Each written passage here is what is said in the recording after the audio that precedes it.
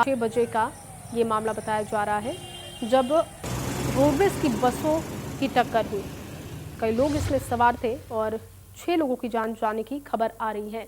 अब खबर भदोही से है, जहां एमएलसी रामलली मिश्रा के खिलाफ गैर जमानती वारंट है। मुख्य न्यायिक मजिस्ट्रेट कोर्ट ने जारी किया है। एनबीडब्ल्यू बाहुबली विधायक विजय मिश्रा की पत्नी है रामलली। मिर्जापुर सोनभद्र से एमएलसी हैं रामलली मिश्रा। रिश्तेदार ने विधायक पत्नी बेटे पर मुकदमा दर्ज कराया था। विधायक विजय मिश्रा चित्रकूट जेल में बंद हैं। और आपको बता दें कि उनकी पत्नी के खिलाफ अब गैर जमानती वारंट जारी किया गया है। गैर जमानती वारंट जारी किया गया है रामलली मिश्रा के खिलाफ।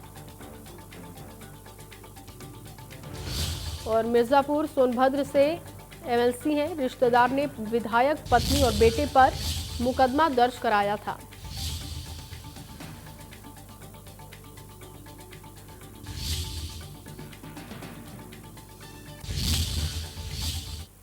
और इस खबर पर ज्यादा जानकारी के साथ विजय मिश्रा मौजूद हैं। विजय, गैर जमानती वारंट जारी किया गया है, क्या इसके पीछे अब तक की वजह लग रही है?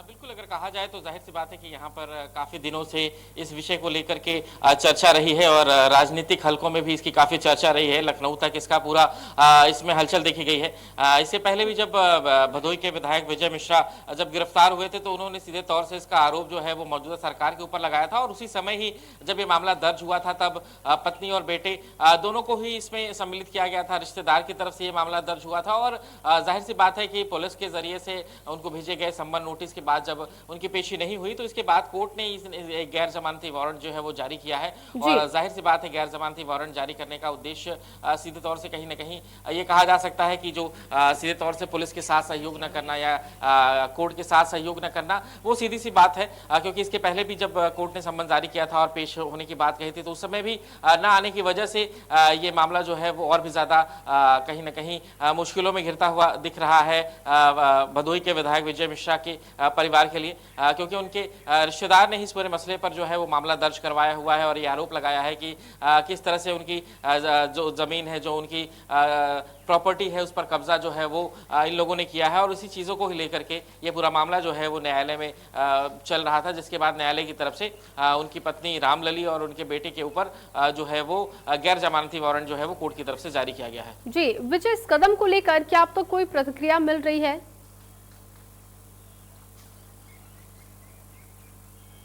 देखिए, जाहिर है कि यहाँ पर मामला तब कहा जा सकता है प्रतिक्रिया की जब वो लोग सामने आए और इस पूरे विषय पर बात करें। अभी तक कोई सामने नहीं आया है इस पूरे विषय पर बात करने को लेकर के, क्योंकि पिछली बार भी जब विधायक विजय मिश्रा की गिरफ्तारी हुई थी तो उस समय उन्होंने इसका सीधा आरोप जो है वो मौजूदा सरकार पर लगाया था और इस पूरे मसले को लेकर के प्रधानमंत्री नरेंद्र मोदी से हस्तक्षेप करने की बात जो है वो कही थी।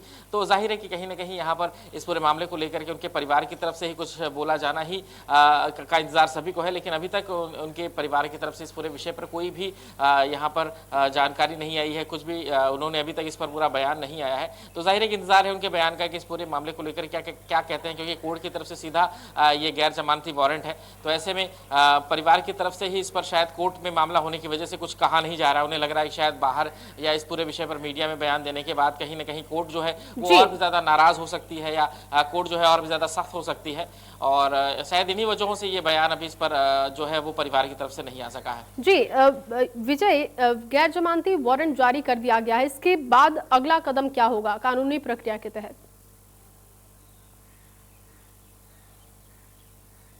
देखिए, कानूनी प्रक्रिया के तहत जाहिर सी बात है कि अगर गैर जमानती वारंट है तो इसके लिए वो हाई कोर्ट में इसके लिए अपील कर सकते हैं। परिवार जो है हाई कोर्ट जा सकता है और वहां से अपनी बेल के लिए प्रोसीजर्स में डाल सकता है, क्योंकि जाहिर सी बात है कि इस प्रोसीजर्स में अगर उन्हें हाई कोर्ट से जमानत मिल जाती है तो वो यहाँ पर फिर कोर्ट में उपस्थित होकर के अपनी बातों को कह सकते हैं। और अगर हाई कोर्ट उन्हें यहाँ पर बेल नहीं देती है तो जाहिर सी बात है कि उन्हें अपने आप को पुलिस को सुपुर्द करना पड़ेगा और उसके बाद फिर जब कोर्ट उन्हें फिर जमानत देगी तो कहीं जाकर के फिर उन्हें दोबारा जमानत मिल सकती है। तो जाहिर सी बात है कि बहुत शुक्रिया विजय तमाम जानकारी के लिए, तमाम बातचीत के लिए। और अब जो खबर है वो रायबरेली से है। कांग्रेस विधायक अदिति सिंह पर आरोप लगा है। अदिति सिंह की बहन मां पर भी आरोप है। 85 साल की दादी ने प्रताड़ित करने का आरोप लगाया है। आपको बता दें कि शिकायती पत्र के जरिए ये शिकायत की गई है और दादी ने प्रताड़ित करने का आरोप लगाया है। इस वक्त की बड़ी खबर आपको बता रहे हैं। रायबरेली से कांग्रेस विधायक हैं अदिति सिंह, उन पर गंभीर आरोप है। परिवार के सदस्य की तरफ से ही ये आरोप है। दादी ने प्रताड़ित करने का आरोप लगाया है। और आपको बता दें कि अदिति सिंह की बहन मां पर भी ये आरोप है। एक गंभीर आरोप अदिति सिंह और उनके परिवार के अन्य सदस्यों पर। शिकायती पत्र के जरिए ये शिकायत की गई है। ये तस्वीरें भी आपको दिखा रहे हैं जो उनकी दादी की तरफ से शिकायत की गई है, वो तस्वीर। और कांग्रेस विधायक अदिति सिंह पर गंभीर आरोप है। इस आरोप के बाद अब इस पूरे मामले की जांच होगी। और जाहिर सी बात है कि अगर इन आरोपों में दम होता है तो अदिति सिंह और अदिति सिंह के मां और बहन पर भी शिकंजा कस सकता है। दादी कमला सिंह ने एसएसपी से शिकायती पत्र देकर शिकायत की है और सीधे तौर पर प्रताड़ित करने का उन्होंने आरोप लगा दिया है। आपको बता दें कि कांग्रेस विधायक हैं अदिति सिंह, जिन पर गंभीर आरोप है। काफी एक्टिव रहती हैं अदिति सिंह, सामाजिक सरोकार से भी जुड़ी रहती हैं। लेकिन इस तरीके से घर के सदस्य की तरफ से ही जब आरोप लगाया गया है तो इस पूरे मामले की अब जांच होगी। इस मामले में अब क्या कार्रवाई आगे होती है, आरोपों में कितना दम है, ये आगे साफ हो पाएगा। लेकिन फिलहाल जो जानकारी है कि दादी ने प्रताड़ित करने का आरोप लगाया है और उन्होंने शिकायती पत्र के जरिए एसएसपी से इस पूरे मामले के संज्ञान लेने की बात कही है। दादी ने प्रताड़ित करने का लगाया है आरोप। शिव प्रसाद इस वक्त हमारे साथ मौजूद हैं। शिव, क्या ये पूरा मामला है? अदिति सिंह पर गंभीर आरोप, उनकी मां और बहन पर भी आरोप है, दादी की तरफ से ही आरोप लगाया गया है। क्या कुछ साफ हो पा रहा है अब तक? हम बता दें कि ये जब सदर विधायक यानी अदिति सिंह के पिता जब तक जीवित रहे तब तक ये पूरा कुनबा, उनके जो अदिति सिंह है उनके एक चाचा हैं, उनके चाचा और माँ एक साथ रहते हैं यानी दादी माँ।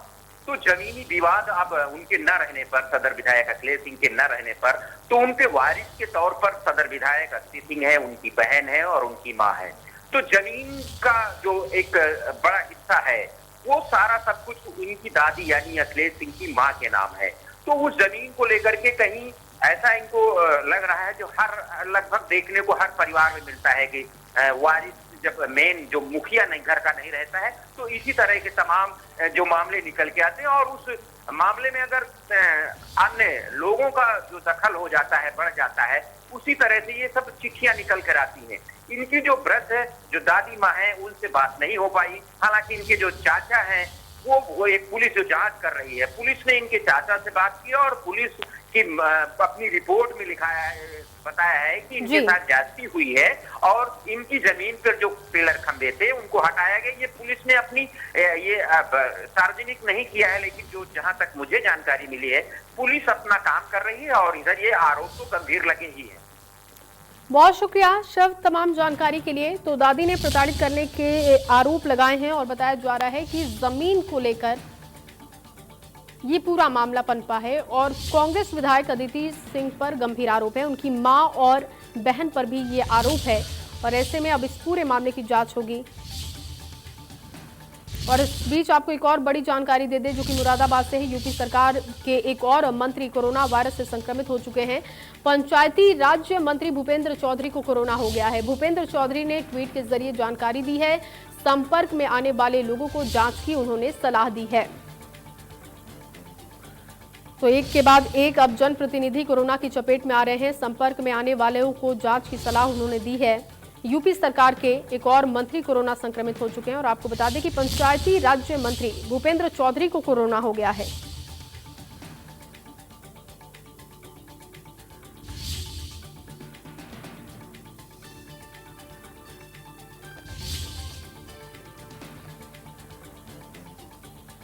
तो भूपेंद्र चौधरी ने ट्वीट के जरिए ये जानकारी दी है।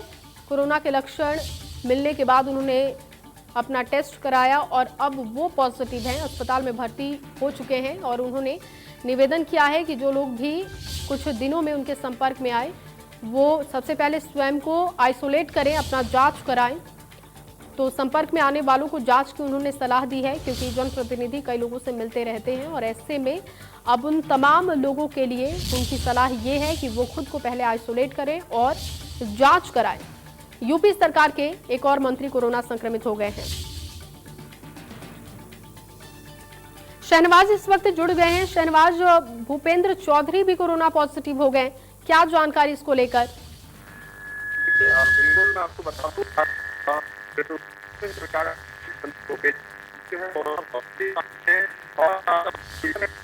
जानकारी और जो लोग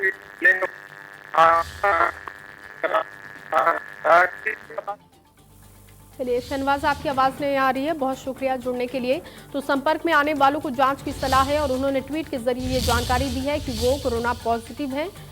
अमेठी में किसानों को यूरिया के लिए परेशान होना पड़ता है। पिछले 4 महीने से लगातार कोरोना वायरस के चलते एक तरफ जहां लोगों की कमर टूट चुकी है तो लोगों का रोजगार भी छिन चुका है, तो वहीं किसानों की मुश्किलें कम होने का नाम नहीं ले रही। अभी तक तो गांव से लेकर शहर तक घूम रहे आवारा पशु ही समस्या का कारण बने हुए थे, लेकिन उसके बाद लगातार बढ़े डीजल के दाम, जिसके चलते खेतों की जुताई और सिंचाई काफी महंगी हो गई। किसी तरीके से इन सब से निपटने के बाद जब धान की खेती तैयार की जाने लगी, तब किसानों को खेतों में डालने के लिए उर्वरक का संकट खड़ा हो गया। ये संकट ऐसा छाया कि इसके सामने कोरोना वायरस से फैली महामारी भी दम तोड़ती दिखी। किसानों ने बताया कि हम सप्ताह भर से लगातार चक्कर काट रहे हैं, लेकिन हमको खाद नहीं मिल पा रहा है।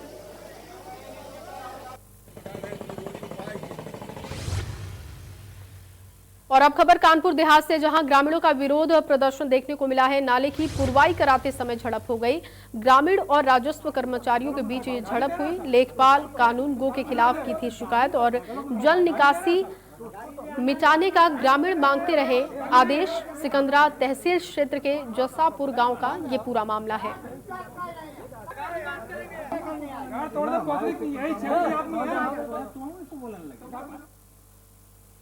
और अब बड़ी खबर बलिया से बता दें, बलिया में पत्रकारों का धरना खत्म हो चुका है। मृतक की पत्नी को संविदा पर नौकरी का आश्वासन दिया गया है।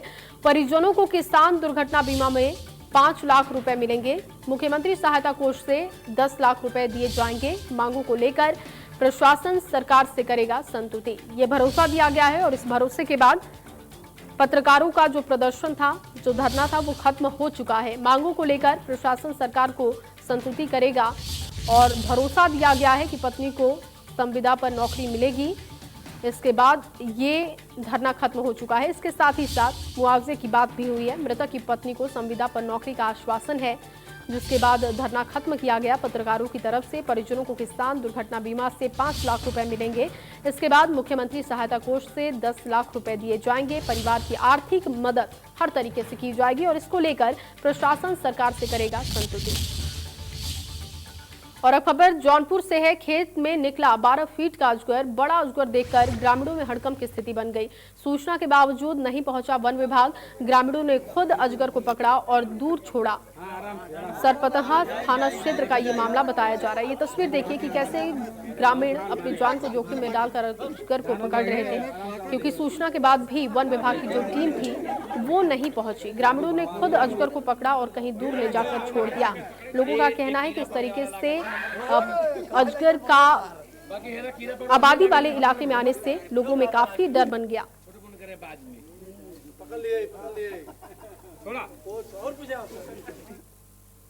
और अब आपको खबर झांसी से बता दें, झांसी में दबंगों ने तेजाब की होली खेली है। हैंडपंप पर पानी भरने को लेकर पूरा विवाद हुआ।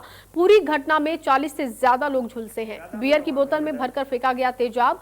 उल्दन थाना क्षेत्र के बांसार गांव की ये पूरी घटना है। तस्वीर भी आपको दिखा रहे, देखिए कितने गंभीर रूप से लोग झुलसे हुए हैं। कई लोगों पर तेजाब से हमला किया गया। 40 ऐसे लोग बताए जा रहे हैं जो इस घटना में झुलसे हुए हैं। बियर की बोतल में तेजाब भरकर फेंका गया। दरअसल ये पूरा मामला पानी भरने को लेकर हुआ था। कहा सुनी हुई थी और उसके बाद इस तरीके की घटना को अंजाम दिया गया। दबंगों ने तेजाब की होली खेली। दबंगों की तरफ से बियर की बोतल में तेजाब भरकर लोगों पर फेंका गया। हैंडपंप पर पानी भरने को लेकर विवाद बन चुका था और कहा सुनी के बाद ये यहाँ तक जा पहुंचा। पूरी घटना में 40 लोग झुलसे। फिर जो प्रधान का लड़का है वो अशोक ना, वो बार बार इनके यहाँ है खल्लावारन के यहाँ, तो उसने दारू पी लाई है। बार बार 5-6 बार आया है। मैं वहीं बैठी रही, देखती रही। फिर बस उसी ने करवाया है। और बस फिर सब लोग हमारे शाम के आए तो इनने कई के औरतन से मतलब कायतम बोले, हमें आ जाने देते। सो हमारे आदमी को हाथ पकड़ के जे भीतर लो आ गए, से नजे मारन लगे, भी छूट छाट के बाहर निकले, बोले दौरी गो सो सब रेजे को लज्जा लेके आ गए। अब हम चल लाने गाँव वालन से, तो गाँव वाले तो जुड़े ही जाए, सो गाँव वाले जुड़े सो जो जीत नहीं पाओ, सो इसने बस तेजा को हमला कर दिया हमारे ऊपर।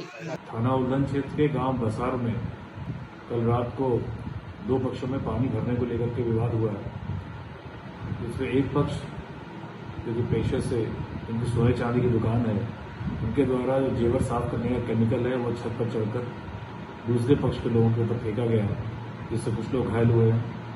पुलिस के द्वारा जो घायल पक्ष है उनका मेडिकल प्राथमिक उपचार करा करके और वादी की तहरीर लेकर के अभियोग पंजीकृत किया गया है। नामजद 6 लोगों में से पुलिस ने 4 लोगों को गिरफ्तार कर लिया गया है और शेष अभियुक्तों को भी शीघ्र गिरफ्तार कर लिया गया है।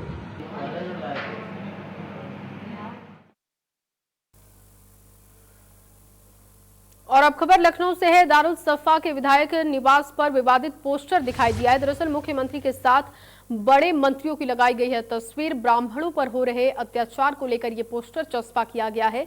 पोस्टर के जरिए सरकार पर तंज कसा गया है और सपा छात्र सभा के नेता विकास यादव ने ये पोस्टर लगाया है। अखिलेश यादव को इसमें ब्राह्मणों का रक्षक बताया गया है। ये वो पोस्टर भी आप देख रहे हैं जहां पर जो बीजेपी के बड़े नेता हैं, मुख्यमंत्री योगी आदित्यनाथ भी उसमें शामिल हैं। उन लोगों को किस तरीके से अत्याचार करते हुए दिखाया जा रहा है ब्राह्मणों पर। वहीं दूसरी तरफ अखिलेश यादव की तस्वीर भी आप देख रहे हैं। अखिलेश यादव जो कि ब्राह्मणों के रक्षक के रूप में दिखाए जा रहे हैं।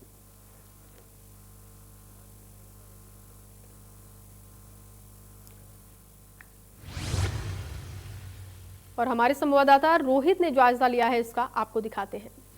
उत्तर प्रदेश की राजनीति में एक बार फिर पोस्टर वार शुरू हो चुका है। उत्तर प्रदेश की राजधानी लखनऊ के दारुल सभा स्थित विधायक निवास में समाजवादी पार्टी छात्र सभा की तरफ से विवादित पोस्टर लगाए गए। हालांकि सुबह होते ही इन पोस्टर को हटवा दिया गया है। समाजवादी पार्टी छात्र सभा के प्रदेश सचिव विकास यादव की तरफ से ये पोस्टर लगवाए गए हैं, जिसमें कहीं ना कहीं ब्राह्मणों पर हो रहे अत्याचारों का जिक्र है।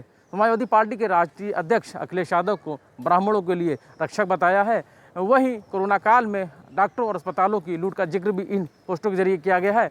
वहीं बेटी बचाओ भाजपा को भगाओ का नारा भी इस पोस्टर के जरिए दिया गया है। और चलिए फिलहाल इस बुलेटिन में बस इतना ही। आप बने रहिए इंडिया न्यूज के साथ।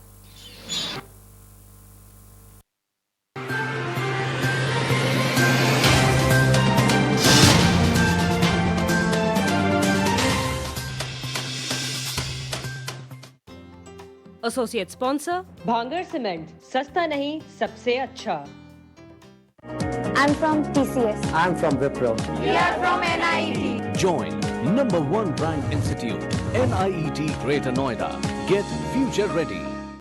उसके पास एक बंदूक। जब घर बैठे हैं तो बेकार के चैट ग्रुप्स तो बनेंगे ही। जब बेमतलब के चैट ग्रुप शो टाइम की बत्ती लगा दें, फैमिली के खतरनाक फूफा जी को ऐड करते हैं। शो टाइम पे बकवास हटाओ, स्प्राइट उठाओ।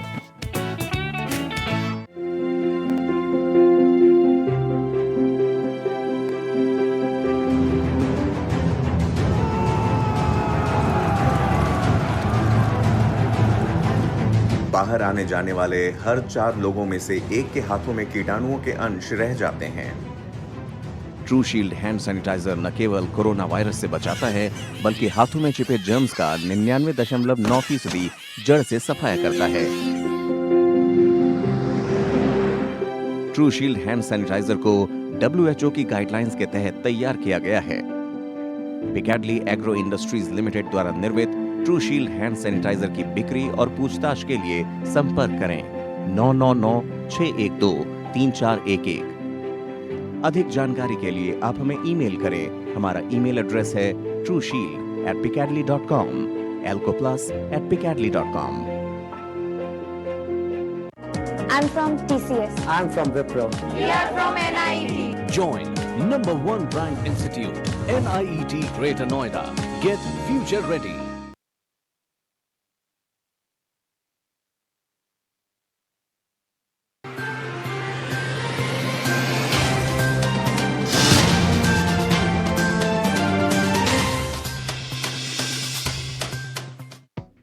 बड़ी खबर के प्रस्तुत करता है सच्ची सहेली, महिलाओं के लिए सबसे भरोसेमंद औषधि एवं टॉनिक।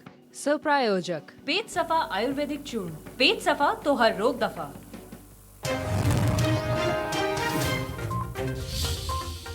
उत्तराखंड कैबिनेट की बैठक चली। बैठक में लिए जाने थे कई अहम फैसले। कोरोना वायरस के चलते मुख्यमंत्री त्रिवेंद्र सिंह रावत ने 3 दिन के लिए खुद को किया आइसोलेट।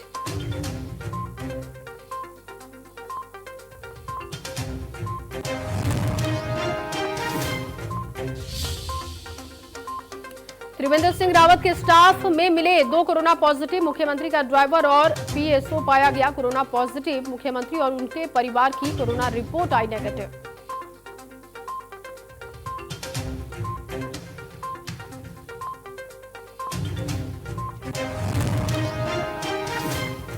उत्तराखंड में कोरोना का कहर जारी है। पिछले 24 घंटे में कोरोना के 485 नए मामले। कोरोना मरीजों की संख्या 16,014। कोरोना से अब तक 213 लोगों की मौत। काशीपुर में टेलीकॉम कंपनी के नाम पर 67 लाख की ठगी। कंपनी ने पूरे देश में की 27 करोड़ की ठगी। पुलिस ने 3 आरोपी को किया गिरफ्तार।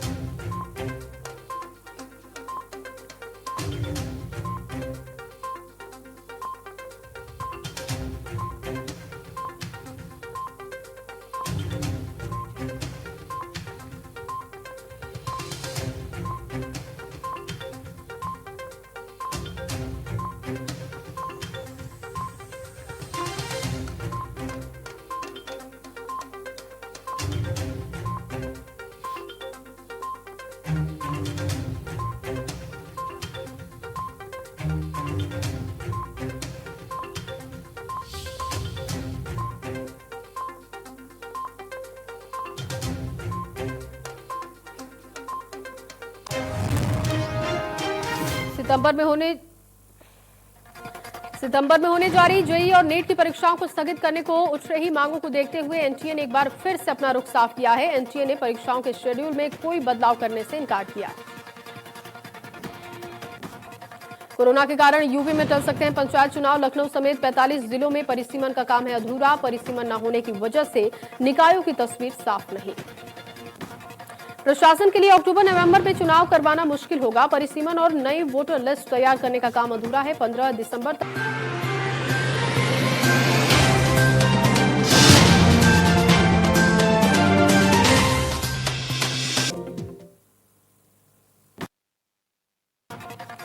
सितंबर में होने जारी जेईई और नीट की परीक्षाओं को स्थगित करने को उठ रही मांगों को देखते हुए एनटीए ने एक बार फिर से अपना रुख साफ किया है। एनटीए ने परीक्षाओं के शेड्यूल में कोई बदलाव करने से इनकार किया। कोरोना के कारण यूपी में टल सकते हैं पंचायत चुनाव। लखनऊ समेत 45 जिलों में परिसीमन का काम है अधूरा। परिसीमन न होने की वजह से निकायों की तस्वीर साफ नहीं। प्रशासन के लिए अक्टूबर-नवंबर में चुनाव करवाना मुश्किल होगा। परिसीमन और नई वोटर लिस्ट तैयार करने का काम अधूरा है। 15 दिसंबर तक ग्राम प्रधान और पंचायत सदस्यों का कार्यकाल है। लखनऊ के दारुसफा में विधायक निवास पर ब्राह्मणों पर हो रहे अत्याचार को लेकर मुख्यमंत्री के साथ बड़े मंत्रियों की विवादित पोस्टर लगाई गई। पोस्टर के जरिए सरकार पर कसा गया है तंज। अखिलेश यादव को दिखाया गया है ब्राह्मणों का रक्षक। कानपुर के ग्वालटोली थाना क्षेत्र में मजलिस को लेकर 2 पक्षों में पथराव हो गया। मजलिस के दौरान शख्स को घर से ले गई पुलिस। आक्रोशित लोगों ने पुलिस से झड़प भी की।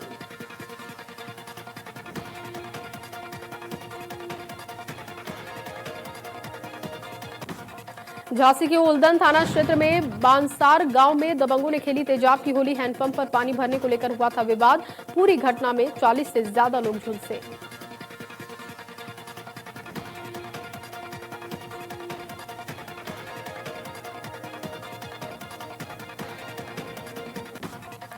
नोएडा के थाना फेज 3 के गौर सिटी गोल चक्कर के पास ऑटो और बुलेट में जोरदार टक्कर। हादसे में ऑटो ड्राइवर की मौत, मौके से बुलेट सवार हुआ फरार। गाजियाबाद के विजयनगर इलाके में सड़क हादसा। गाड़ी ने ट्रैक्टर को मारी टक्कर। हादसे में ट्रैक्टर चालक की मौत। लखनऊ से हरदोई जा रही रोडवेज की बस आपस में टकरा गई। हादसे में 2 लोगों की मौत हो गई। 12 लोग घायल हैं। घायलों को अस्पताल भेजा गया। कानपुर में कार सवार रईस जादू ने 4 लोगों को मारी टक्कर। टक्कर मारने के बाद दुकान में जा घुसी कार। गोविंद नगर थाना क्षेत्र का है मामला। पुलिस ने कार को कब्जे में लिया। बरेली के थाना बारादरी में बालाजी टेलीफिल्म की कलाकार ने पिता पर लगाया है हत्या के प्रयास का आरोप। मामले की जांच में जुटी पुलिस। मैदानी और पहाड़ी इलाकों में हो रही लगातार बारिश से प्रदेश में कई नदियां उफान पर है। साथ ही प्रदेश के कई जिलों में नदियां खतरे के निशान से ऊपर बह रही हैं। अगर बात वाराणसी की हो तो वाराणसी में भी गंगा नदी का जलस्तर लगातार बढ़ता जा रहा है। कानपुर के बर्रा थाना क्षेत्र में नशे में धुत नाले में कूदा युवक। लोगों की मदद से पुलिस कर रही है रेस्क्यू। दमकल भी मौके पर पहुंची।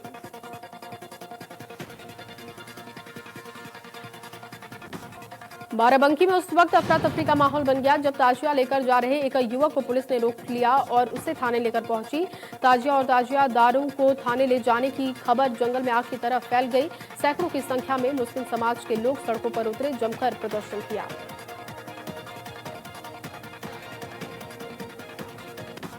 बाराबंकी से पूर्व सांसद प्रियंका सिंह रावत को प्रदेश महामंत्री बनाए जाने के बाद बाराबंकी में उनका भव्य स्वागत हुआ। इस दौरान संगठन के प्रति आभार जताते हुए प्रियंका सिंह रावत ने कहा कि जो जिम्मेदारी बीजेपी ने उन्हें सौंपी है, ईश्वर उसे निभाने की शक्ति दे। जालौन में पुलिस की एसओजी टीम ने 500 पेटी अवैध शराब बरामद की है। पुलिस ने इसके साथ ही 3 आरोपियों को गिरफ्तार किया है।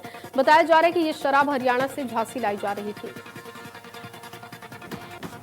फतेहपुर में जमीन विवाद को लेकर 2 पक्षों में खूनी संघर्ष हो गया, जिसमें महिलाएं, बच्चे समेत 6 लोग गंभीर रूप से घायल हैं, जिनमें से 2 की हालत गंभीर होने के बाद परिजन कानपुर के एक प्राइवेट नर्सिंग होम में भर्ती कराने लेकर पहुंचे।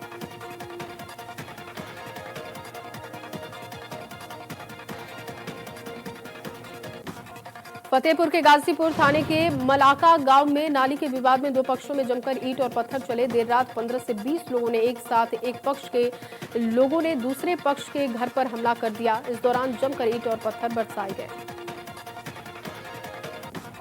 लखीमपुर खीरी में दलित छात्रा की हत्या में आया नया मोड़। पोस्टमार्टम रिपोर्ट में रेप के बाद हत्या की पुष्टि। आरोपियों की गिरफ्तारी के लिए एसपी ने गठित की 3 टीमें। राजधानी लखनऊ के चर्चित बस सनसनीखेज ट्रिपल मर्डर वारदात का लखनऊ पुलिस ने खुलासा कर दिया है। दंपति के द्वारा पैसे न देने से नाराज युवक ने घटना को अंजाम दिया था।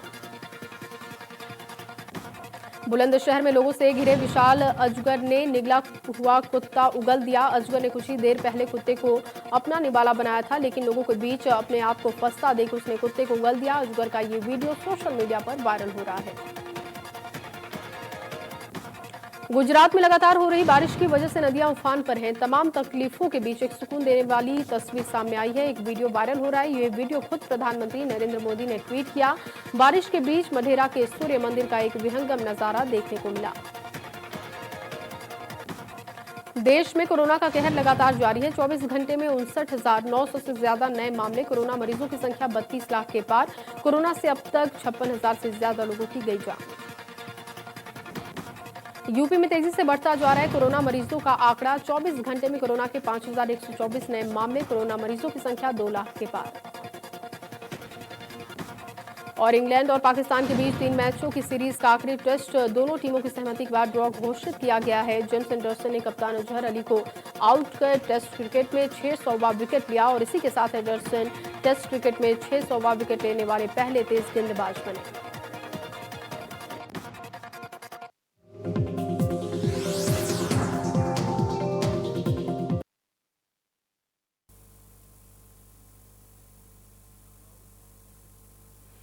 और चलिए अब बुलेटिन की शुरुआत करेंगे। आपको बड़ी खबर बता दें, हरिद्वार से अखाड़ा परिषद की बैठक शुरू हो चुकी है। कुंभ मेले को लेकर बैठक हो रही है। जूना अखाड़े में स्थित माया देवी मंदिर में बैठक चल रही है। 13 अखाड़े के प्रतिनिधि संत इसमें शामिल हो रहे हैं। अध्यक्ष महंत नरेंद्र गिरी महाराज पहुंचे हरिद्वार। कुंभ मेले को लेकर कई प्रस्ताव आज पारित होंगे। बैठक शुरू हो चुकी है।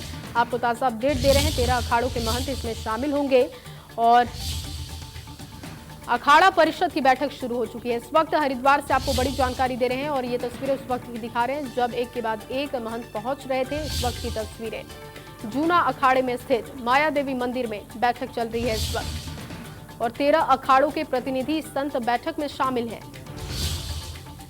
अध्यक्ष महंत नरेंद्र गिरी महाराज बैठक में मौजूद। इसके साथ ही साथ आपको बता दें कि कई अखाड़ों के संत पहुंचे हैं।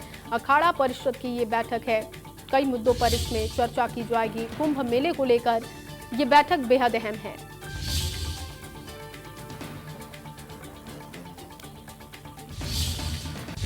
और इसी खबर पर ज्यादा जानकारी के साथ धीरेन्द्र मौजूद है इस वक्त। धीरेन्द्र, अखाड़ा परिषद की बैठक शुरू हो चुकी है अखाड़ा पर, तो धर्मेंद्र हमारे साथ इस वक्त मौजूद हैं। धर्मेंद्र, अखाड़ा परिषद की बैठक शुरू हो चुकी है, क्या जानकारी? बिल्कुल, देखिए अखाड़ा परिषद की बैठक हरिद्वार में शुरू हो चुकी है और जो यहाँ पर अखाड़ा परिषद के अध्यक्ष हैं महंत नरेंद्र गिरी महाराज, वो बैठक में मौजूद हैं और जो महामंत्री हैं हरिगिरी महाराज, उसके सहित साथ ही जो 13 अखाड़े के संत प्रतिनिधि हैं वो बैठक में मौजूद हैं। फिलहाल बैठक शुरू हो गई है। आज की जो इस बैठक का मुख्य एजेंडा है, एक तो इनका आज जो प्रस्ताव यहाँ पर मुख्य रूप से पास होना है, जितने भी कुंभ मेले के दौरान यहाँ पर गंगा घाट बने तो वो अखाड़ों के जो इष्ट देवता हैं उनके नाम पर ही उनका नामकरण घाटों का किया जाए, ये मुख्य एजेंडा आज की बैठक में रहने वाला है। उसके साथ ही चूंकि जो अब 4 महीने बचे हैं कुंभ मेला हरिद्वार में होने को लेकर, जनवरी से कुंभ मेले की शुरुआत यहाँ पर होने जा रही है, तो उसकी तैयारी को लेकर अभी तक क्या क्या तैयारी हुई है, तो इस पे लेकर कई प्रस्ताव आज इस बैठक में आने हैं। बहुत अहम ये बैठक है। कुंभ मेले को लेकर बैठक हरिद्वार में शुरू हो चुकी है और अभी 2 दिन बाद फिर इस मुख्यमंत्री के साथ बैठक प्रस्तावित रखी गई है। आज जो प्रस्ताव इस बैठक में पास होंगे वो मुख्यमंत्री के सामने रखे जाएंगे, उन्हें पास कराने का सरकार से प्रयास किया जाएगा। जी धर्मेंद्र, 13 अखाड़ों के महंत पहुंच रहे हैं, क्या जानकारी? अब कितने अखाड़ों के महंत अभी तक पहुंचे हैं और कुंभ को लेकर इस बार की तैयारियां किस तरीके की रहने वाली है, क्योंकि कोरोना काल भी है और ऐसे में कैसे ये पूरी तैयारी की जाएगी? और इस वक्त भी जो बैठक हो रहा है उसमें कोरोना गाइडलाइंस का कितना पालन होता दिख रहा है? देखिए अखाड़ा परिषद में 13 अखाड़े हैं और 13 अखाड़े के जो प्रतिनिधि होते हैं वही इस तरह की बैठक, जो अखाड़े की बैठक होती है उसमें भाग लेते हैं। तो 13 अखाड़े के प्रतिनिधि पहुंच चुके हैं और अध्यक्ष महामंत्री भी बैठक में पहुंच चुके हैं। कई प्रस्ताव आज इसमें पास होने हैं। चूंकि इस समय कोरोना काल भी चल रहा है तो उसका असर देख सकते हैं कि संशय बना हुआ कुंभ मेले की जो पहले दावे किए जा रहे थे कि भव्य रूप में यहाँ पर कुंभ मेले का आयोजन किया जाएगा, बहुत ही सुंदर तरीके से सरकार यहाँ पर लगी हुई थी, मेला प्रशासन लगा हुआ था, लेकिन चूंकि कोरोना काल चल रहा है ऐसे में वो तैयारी तो नहीं हो पा रही। कहीं ना कहीं कुंभ मेले पे संशय बना हुआ है, लेकिन ये बात निश्चित है कि कुंभ मेला होगा, समय पे ही कुंभ मेला का आयोजन यहाँ पर किया जाएगा। लेकिन उसकी क्या रूपरेखा रहेगी वो भविष्य में कोरोना काल की स्थिति को देख के ही उसमें परिवर्तन किया जाएगा। फिलहाल तैयारी मेला प्रशासन द्वारा भी यहाँ पर की जा रही है। जो संत महंत हैं वो भी लगातार अपने स्तर पर यहाँ पर तैयारी कर रहे हैं। तो इसी बैठक को लेकर, कुंभ मेले को लेकर आज की ये बैठक बड़ी अहम है और इसमें सभी पदाधिकारी और प्रतिनिधि पहुंच चुके हैं। कई प्रस्ताव आज कुंभ मेले को लेकर इस बैठक में पास होने हैं। जी धर्मेंद्र, कब ये बैठक शुरू हुई और कितने देर तक चलेगी, कोई जानकारी है क्या इसको लेकर? देखिए बैठक फिलहाल शुरू हो चुकी है और जूना अखाड़े प्रांगण में माया देवी मंदिर है, वहाँ पर ये बैठक आयोजित की जा रही है, जिसमें यहाँ पर कल ही जो अखाड़ा परिषद के अध्यक्ष हैं नरेंद्र गिरी महाराज, वो इलाहाबाद से यहाँ पर पहुँच गए थे और अन्य जो संत जो इसमें प्रतिभाग कर रहे हैं वो बैठक भी अन्य शहरों से इसमें भाग लेने के लिए यहाँ पर पहुँच चुके थे। बैठक शुरू हो चुकी है, कभी कह सकते हैं कि 1-1.5 घंटा करीब ये बैठक चलेगी और बैठक में कई अहम प्रस्ताव आज इसमें पास किए जाएंगे और उसके बाद 28 तारीख को बैठक मुख्यमंत्री के साथ देहरादून में रखी गई है। जो प्रस्ताव आज यहाँ पर इस बैठक में पास होंगे वो सरकार के सामने रखे जाएंगे और सरकार से उन प्रस्तावों पर मोहर लगाने का, उन्हें पास कराने का प्रयास भी उस बैठक में किया जाएगा। जी चलिए, नजर बनाए रखिए, आपसे अपडेट लेते रहेंगे धर्मेंद्र। फिलहाल के लिए बहुत शुक्रिया। और अब उत्तराखंड से एक बड़ी जानकारी मिल रही है, सीधे उसी का रुख करेंगे। मुख्यमंत्री ऑफिस में 2 कोरोना मरीज मिले हैं। सीएम के 2 स्टाफ में कोरोना की पुष्टि हुई है और संक्रमित तो होने वाले स्टाफ हैं ड्राइवर और पीएसओ। मुख्यमंत्री के स्टाफ के 102 लोगों को कोरोना टेस्ट कराया गया है। मुख्यमंत्री रावत 3 दिनों के लिए आइसोलेट और मुख्यमंत्री त्रिवेंद्र सिंह रावत ने परिवार का भी टेस्ट कराने के लिए कहा है।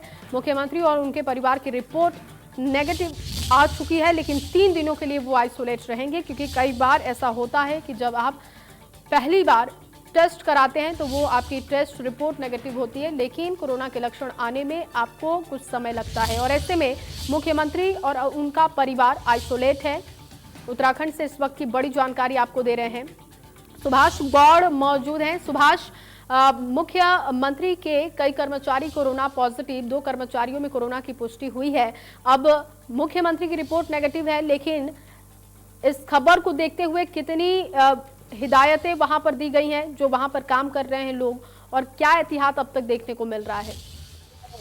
जी बिल्कुल, उत्तराखंड के जो मुख्यमंत्री आवास में है, उनके ऑफिस में है, लगभग 102 कर्मचारियों का कोरोना टेस्ट कराया गया है, क्योंकि उनके ड्राइवर और पीएसओ के जो कोरोना टेस्ट है वो पॉजिटिव पाया गया है, जिसके बाद खुद मुख्यमंत्री त्रिवेंद्र सिंह रावत सेल्फ क्वारंटीन 3 दिनों के लिए हो गए हैं। हालांकि आज उत्तराखंड की कैबिनेट बैठक भी आउट की गई थी, लेकिन क्योंकि मुख्यमंत्री क्वारंटीन हो गए तो इसके चलते जो कैबिनेट बैठक है उसे स्थगित कर दिया गया और आगामी 2 सितंबर को अब कैबिनेट बैठक की जाएगी।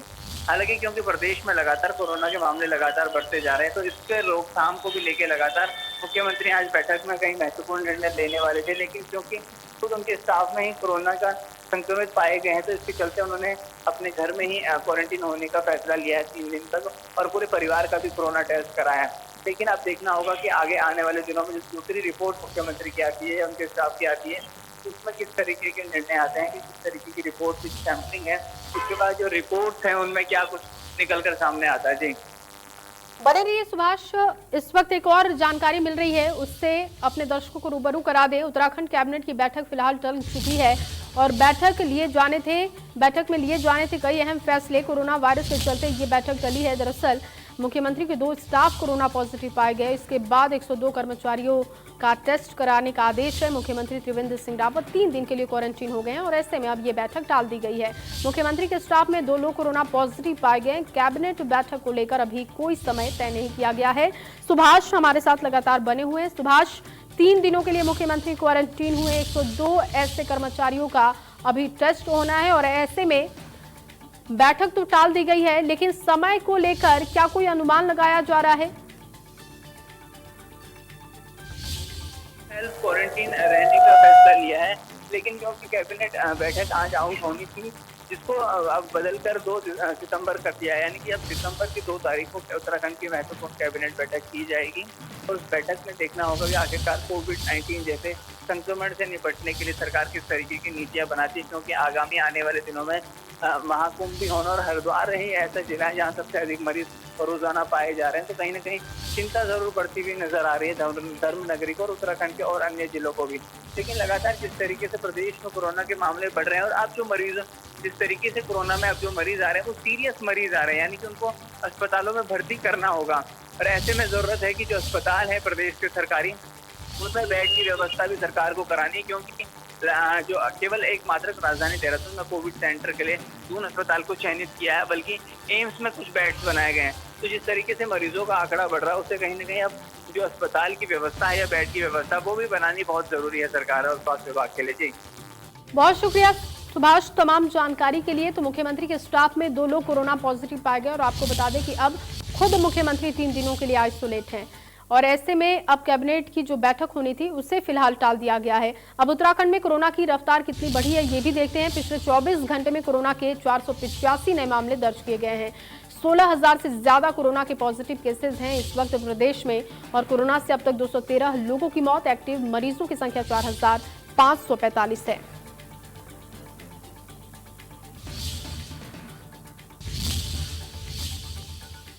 मसूरी में कोरोना संक्रमण का कहर लगातार जारी है। अस्पताल में कार्यरत 2 डॉक्टर कोरोना पॉजिटिव पाए गए हैं। डॉक्टर को कोरोना होने से अस्पताल में हड़कंप की स्थिति है।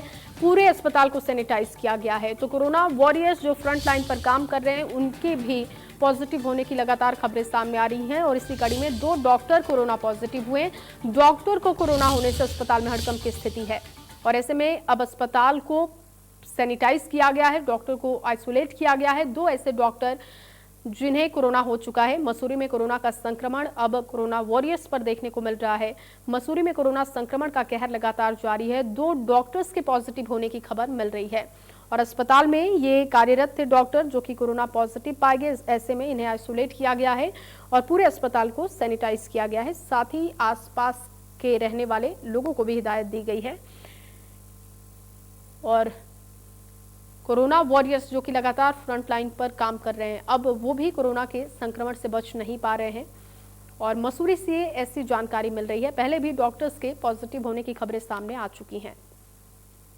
वहीं नैनीताल हाई कोर्ट का कर्मचारी कोरोना पॉजिटिव निकला है। न्यायालय की कार्यवाही तत्काल स्थगित कर दी गई है और 27 अगस्त को अब लंबित मामलों की सुनवाई होगी। न्यायालय को सैनिटाइज किया जा चुका है।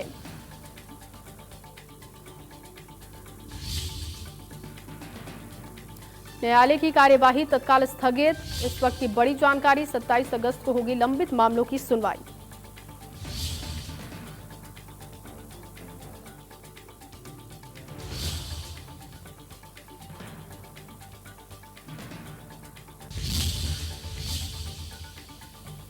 तो नैनीताल हाई कोर्ट का कर्मचारी कोरोना पॉजिटिव पाया गया है। आपको बता दें कि कार्यवाही स्थगित होने के साथ ही फिलहाल के लिए इसे टाल भी दिया गया है।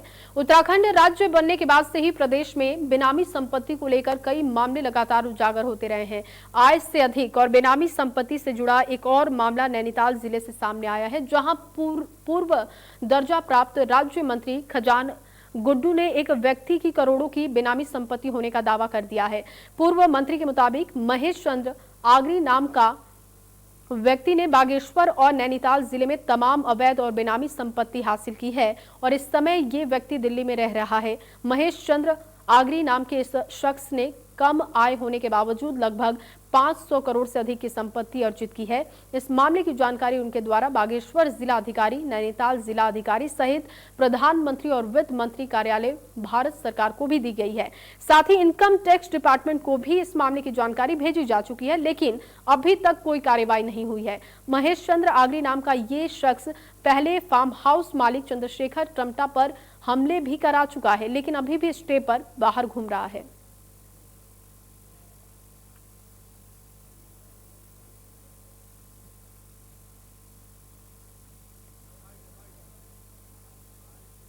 दो अक्टूबर 2019 में, आज से 10 महीने पहले, हमारे मित्र चंद्रशेखर टमटा जी जो बेरी पड़ाव रहते हैं, इनका फार्म छोई में है, इनके साथ जो घटना हुई, 2 गोलियां इन्हें मारी गई। तो जब पता लगा कि गोलियां किसने मारी तो पता चला कि महेश आगरी ने सुपारी दी है, सुपारी किलर थे, जो जिनकी जो लोकेशन ट्रस्ट किया, जो पता लगा कि उनके आदमी थे। बाद में जब पुलिस को रिपोर्ट दी गई, एफआईआर दी गई, पुलिस ने बोला एफआईआर करो, एफआईआर करी, सारी चीज़ें हुई, तो वो स्टे ले लेता है कोर्ट से। उसके बाद उसके जो 4 गुर्गे वो पकड़े भी गए, कुछ लोग अरेस्ट भी हो गए, लेकिन बाकी जो महेश आगरी है 10 महीने से स्टे बढ़ाते जा रहा है, स्टे बढ़ाते जा रहा है, वो अरेस्ट नहीं हो रहा है। और हमारी समझ में ये नहीं आया कि आखिर वो अरेस्ट हो क्यों रहा। जब सूचना मिली कि वो हर जगह पैसा खर्च करके आगे स्टे लेता जा रहा है। देखिए, इसमें एक घटना हुई थी रामनगर में छोई क्षेत्र में, जिसमें एक व्यक्ति को गोली मारी गई थी। उसके बाद में उसके 3 मुजरिम प्रकाश में आए थे, उनको हमने जेल भेज दिया और उसमें जो कॉन्स्पायर था, जिसने इसमें पूरी कॉन्स्पिरेसी की थी, उसके पास हाई कोर्ट से स्टे था, रेस्टिंग स्टे है, उसके खिलाफ भी चार्जशीट भेजी जा रही है। 2 अक्टूबर 2019 वहीं ऋषिकेश के तपोवन इलाके में एक होटल और एक कॉटेज का प्रमोशन करने के लिए सोशल मीडिया के माध्यम से काफी प्रचार किया जा रहा है, जिसमें होटल में कुछ विदेशी महिलाओं के साथ कुछ आपत्तिजनक फोटो शूट की गई है। फिर होटल के प्रमोशन के लिए इनको सोशल मीडिया पर वायरल किया जा रहा है। मुनि की रेती सभासद ने इस प्रकरण को संज्ञान में लेते हुए थाना मुनि की रेती में शिकायत दर्ज करा दी है। थाना अध्यक्ष आरके सकलानी ने अज्ञात लोगों के खिलाफ मुकदमा दर्ज करवा दिया है। अब पूरे मामले की जांच हो रही है। जिन लोगों ने ये आपत्तिजनक फोटो शूट किया है, सोशल मीडिया पर इसे वायरल किया, तीर्थ नगरी की छवि धूमिल करने की कोशिश की है, उन सब की अब जांच हो रही है। जल्द ही दोषियों के खिलाफ कार्रवाई की जाएगी। यहाँ पर सभासद हैं गजेंद्र सतवान जी, इनके द्वारा एक कंप्लेंट कल दी गई थी इसमें कि यहाँ पर रामझूला में और एक होटल यहाँ पर गंगा डिवाइन कॉटेज करके है तपोवन में, तो वहाँ पर कुछ अश्लील वीडियोस कुछ स्थानीय युवाओं ने और कुछ फॉरेनर्स ने शूट करी और उसको फिर यूट्यूब पर डाला है। तो इस आधार पर सार्वजनिक स्थान पर अश्लील हरकत करने के मामले में जो है अभी एक मुकदमा पंजीकृत किया गया है। ऋषिकेश क्षेत्र की विश्व पटल पर एक तीर्थ स्थान के रूप में है, जिसकी एकता, अखंडता और सद्भावना की दृष्टि को देखते हुए यहाँ पे देश विदेश से और पूरे भारतवर्ष से कई प्रकार के लोग आते हैं। पर यहाँ पर कुछ स्थानीय लोगों द्वारा, कुछ ब्रिटिश नागरिकों द्वारा एवं होटल डिवाइन गंगा कॉटेज द्वारा इस यहाँ की भावना को, तीर्थ नगरी की भावना को ठेस पहुँचाई गई है। इसमें इन्होंने एक साझा प्रयास के तहत एक वीडियो नग्न ये पश्चिमी सभ्यता वाला वीडियो पब्लिक शो किया है, सोशल मीडिया में डाला है। और अब खबर टिहरी से है, जहां अनियंत्रित होकर खाई में कार गिर गई। कार में सवार 2 लोग गंभीर रूप से घायल हो गए। आपको बता दें कि दोनों घायलों को अस्पताल में भर्ती कराया गया है। अस्पताल में इलाज के दौरान ड्राइवर ने तोड़ा दम, एक गंभीर रूप से घायल जिसका इलाज हो रहा है। कार में 2 लोग सवार थे। और टिहरी के सीमांत क्षेत्र बूढ़ा केदार में यह हादसा हुआ है। कार में सवार 2 लोग गंभीर रूप से घायल, दोनों को अस्पताल में भर्ती करवा दिया गया है। आपको बता दें कि दोनों घायलों को अस्पताल में दाखिल किया गया है। यह तस्वीर भी आपको दिखा रहे हैं। खाई में कार जा गिरी, इलाज के दौरान ड्राइवर ने दम तोड़ दिया है। अस्पताल में इलाज के दौरान ड्राइवर की मौत हो चुकी है, एक गंभीर रूप से घायल है जिसका इलाज हो रहा है। और आपको बता दें कि 2 लोग कार में सवार थे, जो अब तक की जानकारी है। और ये तस्वीरें भी आपको दिखा रहे हैं, सड़क हादसे की तस्वीरें। टिहरी की ये तस्वीर जहां अनियंत्रित होकर खाई में कार गिर गई, जिसमें ड्राइवर की जान जा चुकी है।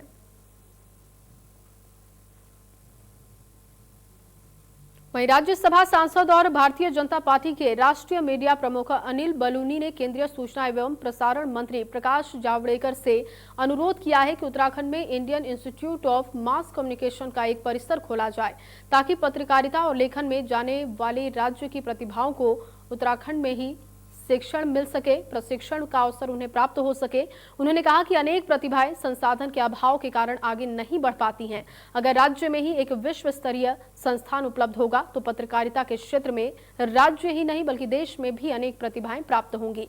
वहीं केंद्रीय मंत्री जावड़ेकर ने सकारात्मक रूप से उनके अनुरोध को लिया है और आश्वस्त किया है कि वो इस दिशा में गंभीर प्रयास करेंगे।